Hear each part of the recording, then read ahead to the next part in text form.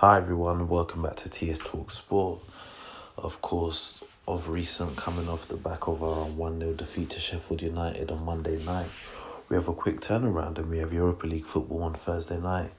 And it's a good opportunity for us to bounce back and get a result. We're playing SC Vitoria, a Portuguese side, a side that, no disrespect, we should beat comfortably. And I do expect us to win this game by 3-0. Hopefully the boys can put in a performance and, better the scoreline. Of course, coming off the back of that poor performance at Sheffield United, there's some players that I feel need to take a look at themselves. And, if it was up to me, I think the majority of those players would play this game. But bearing in mind, we've got Crystal Palace on Sunday.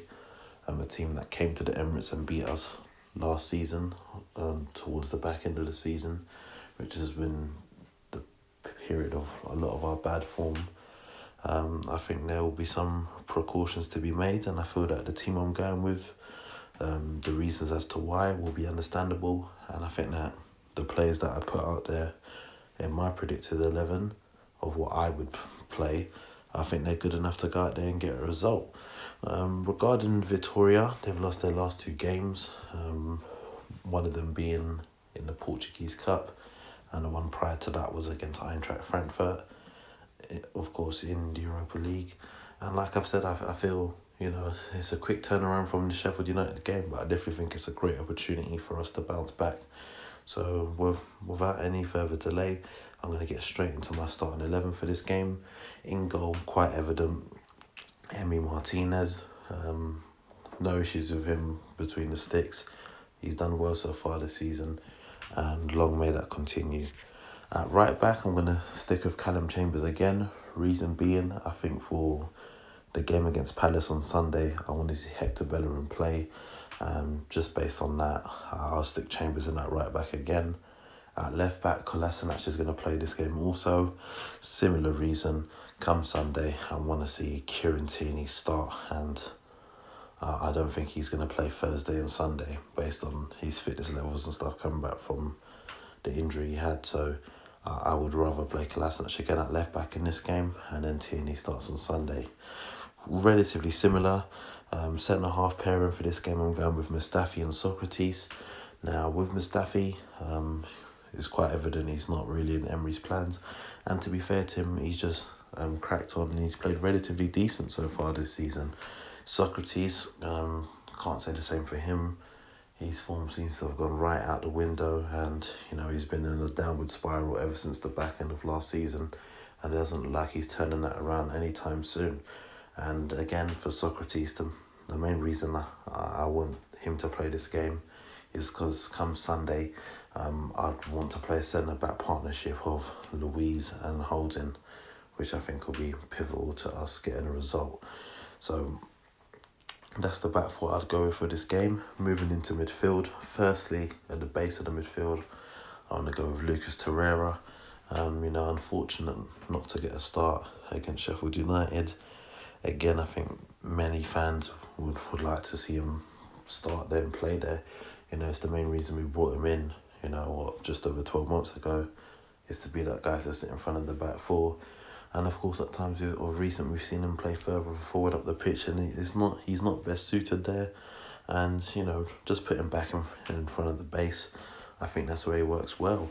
Alongside him, for this game, I'm actually going to go with Ainsley Maitland-Niles. Of course, Chambers has picked him for his space at right back, and he's come out and said he's not a right back, and he was given an opportunity, I think, in the last Europa League game playing with right wing, which again isn't his position. He's more of a central midfield player, and I think this is a good game to give him the opportunity there.